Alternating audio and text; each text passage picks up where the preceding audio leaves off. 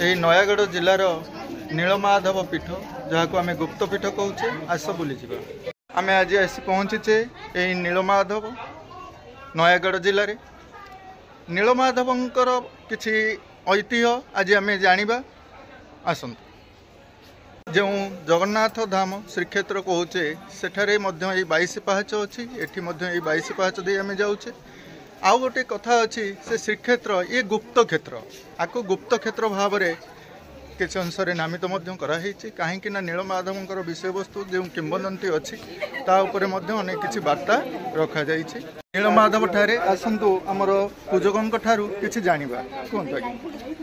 ये सब कंटिलो ग्राम पहाड़ जंगल भीतर परिपूर्ण थिला। पहाड़ जंगल भितर नीलमाधव निजे आविर्भाव होते ठाकुर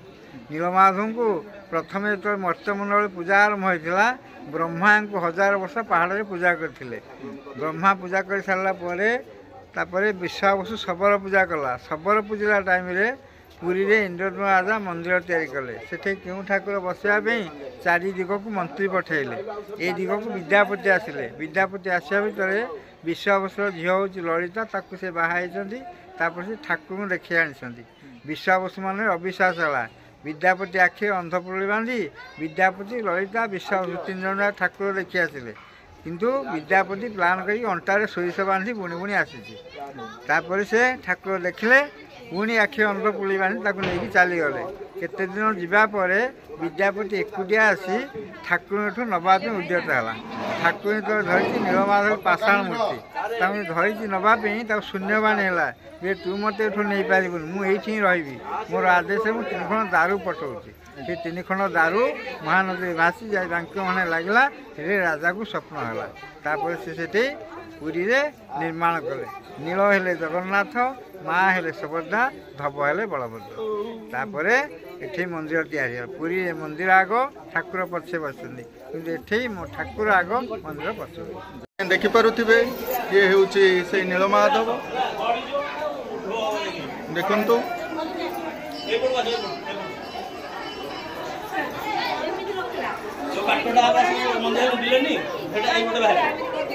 ये मध्य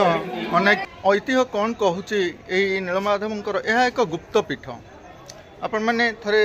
विचार करंतु एठी ठाकुर नहांती एठारु ठाकुर पुरी धाम श्रीक्षेत्र को जाइछन्ती आउ ही जगन्नाथ सेठी जाइछन्ती यार संपूर्ण विवरणी आपण को नना वर्तमान देले आउ आस वर्तमान मंदिर बुली टिके देखिबा चाहे यही गुप्त पीठरे आम पहुँचला जो कहानीटी आम मैंने जानिले ये विषय रे अनेक तथ्य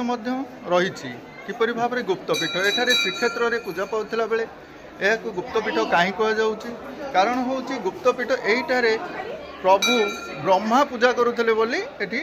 आमको पूजक जणाइले तांको परे विश्वावसु पूजा कले जे तापरे यार किपरि घटना गुड़िक वर्णित कले आपण माने जानुथिबे ये हूँ मंदिर तल भाग जो पार्श्व देवादेवी अछंती आपण माने यही बाट दे देखिपारुथिबे पार्श्व देवादेवी किपरि भाव में वर्णित अछंती एठारे ये हूँ से मंदिर आसतु आमे जीवा आमे बर्तमान आम पूजकों ठारू आस ए विषय किसी जानिबा नीलमाधव प्रभु श्री नीलमाधव रही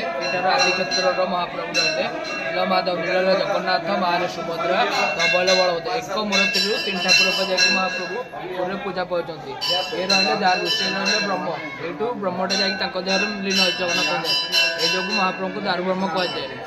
गोटे देखिए नारायण मूर्ति शंख चक्र गदा पद्म शंख चक्र अच्छी गदा पद्म नहीं लक्ष्मीमाता सरस्वती माता हाथ रखी बामगोड़ काणियागुड़ सदा सर्वदा गंगाटा बही रही भागीरथी अंत मर्त्यमंडल गंगा ये महाप्रभु को ये आविर्भाव नीलमाधव आज्ञा आज्ञा बहुत बहुत धन्यवाद आम किसी तथ्य जानिला जो मंदिर अच्छी आसुन देखिए मंदिर महात्म्य विषय टी कहे महात्मा नीलमाधव होती नारायण मूर्ति स्वयं परम ब्रह्म ये अनुरूप जात होगा ना नीलमाधव एवं ये दिह सदाबले उत्तप्त एणु जलकुंड में गलापर से चंदन लगे जगन्नाथ पछपटे लगे ये सामने गाधे 3 थर चंदन लगे एटी कौन नीलमाधव मूर्ति अच्छी है नीलमाधव नारायण मूर्ति जो ब्रह्मा पूजित दियो ये अच्छा ब्रह्मा पूजित ये ब्रह्मा पूजित दियो तापरे को श्रीक्षेत्र को पूजा ये गला जो विश्वास सबर गला तापरे श्रीरामचंद्रपुर शासन मामू मणिदा जोड़िए घर रजा आनिथिले जोड़िए घर बर्तमान 50 घर 50 घर रही ये 100 बर्तमान रेडी नहीं हमर जो गुप्त पीठ कहउचंदी कोन पे गुप्त पीठ एटा प्राय गुप्त गंगा तंगर बाममोड़ कांगुरु गंगा बाहुची नीलमाधव नारायण मूर्ति शंख चक्र भपाश्वर लक्ष्मी आ सरस्वती श्रीदेवी आ भूदेवी मस्तक पाद तले आम कौन ठाकुर को देखिपर हाँ देखिपर आज्ञा हाँ आज्ञा धन्यवाद देखिपे ये हूँ से उत्तर द्वार जो उत्तर द्वार दे आपण मैंने महानदी निकट को आसबे ये महानदीर कूल आसतु आम आज जीवा से उत्तर द्वार दे महानदी पीठ को आउ देखा किसी तथ्य आज आम पाखरे आम बड़ भाई तांको पाखरु ए नीलमाधव जो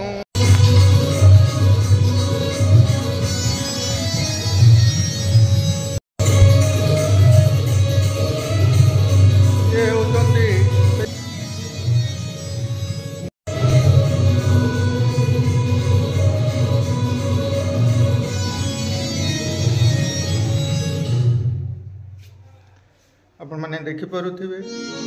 ये होती से नीलमाधव आपण मैंने देखिपे ये जो महानदी आपण मैंने देखुं ये हूँ नीलमाधवंकर उत्तर द्वार देकरी आपण मैंने आसिले यही महानदी कूल आपण मैंने पहुँचे देखिपे आपण मैंने ये हूँ से उत्तर द्वार नीलमाधव पीठ आसतु एबे आमे टिके महानदी पीठरे पश्चिम द्वार निकट में बर्तमान अच्छे आसतु टिके तलू को जीवा पश्चिम द्वार पाददेश बुले मैंने देखिपे ये हूँ से नीलमाधवंकर से धाम आउ पश्चिम द्वार आम मानक यही नीलमाधव मंदिर आपण मैंने देखिपे आम मैंने बर्तमान पूर्व द्वार दे आसिले उत्तर द्वार रे आमे देखिले म्यूजियम देखिले महानदी देखिले आउ पश्चिम द्वार बर्तमान आमे अच्छे पश्चिम द्वार मध्य आपण माने देखुचंती बर्तमान आमे चलो जीवा दक्षिण द्वार ठीक है देखिए ये हूँ से दक्षिण द्वार देखिपे आपण माने दक्षिण द्वार रे यही दक्षिण द्वार आपण माने देखिपे यह ग्राम को लंबी दक्षिण द्वार रे आम माने बर्तमान अच्छे आसतु चारि द्वार आम देखिले से नीलमाधव पीठरे आज आम किछि जानिले तार ऐतिह्य जानिले आपण माने मध्य या जानिथिबे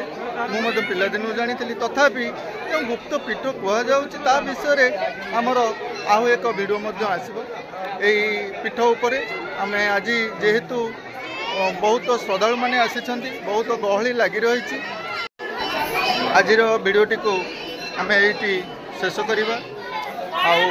पुनर्बार यही मंदिर को आम मैंने तो आसवा आपण मैंने देखिपे ये हूँ से मंदिर जो पाहाच दे आम मैंने जाऊे तल को जाऊे आपण मैंने आग को देखिए बर्तमान आम ये नीलमाधव ठारू जाऊँ आसतु।